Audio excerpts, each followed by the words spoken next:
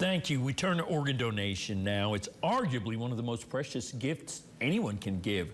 And right now, there is a need for those donors coast to coast. And here in the two Virginias, there was a ceremony staged today to highlight the importance of giving this precious gift of life. Our Austin Harmon talks with a living donor who's stressing the need for more people to do the same. This flag raising here at Princeton Community Hospital is aimed at raising awareness about organ donation. The message on the flag says it all: donate life. Guest speakers here include a living donor. It's a person who literally gives someone in need a piece of themselves to save a life. Never heard of living donors other than kidney? Last year, Adams donated a part of his liver to a colleague. Now he's stressing the fact that a countless number of people unknowingly walk around, unaware of the fact that they have the power inside of themselves to save someone's life. You have to be a certain level of ill before you can get on a deceased list for a liver.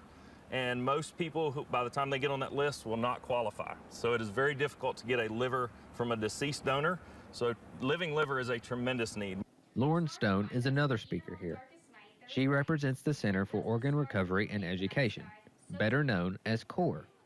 She says the mountains in our region do not shield the need for organ donors. In the state of West Virginia specifically, there are 500 people listed for needing a transplant. So as a community, West Virginia has a need. Adam says while his gift of life went to a colleague, it's not a connection that's required when it comes to being a match with someone in need of organ donation. It can and does work stranger to stranger. I mean, I just think when you're presented an opportunity in life to affect somebody else in a positive way, I think we should all take that opportunity. Adams and Stone both say that opportunity to donate life is available to virtually everyone. Here for you, Austin Harmon, WVVA News. All right, thank you for that report, Austin. Stone adds that those interested in wanting to donate, they've got several options available in the Mountain State to consider. We're posting the information on our website. Just head to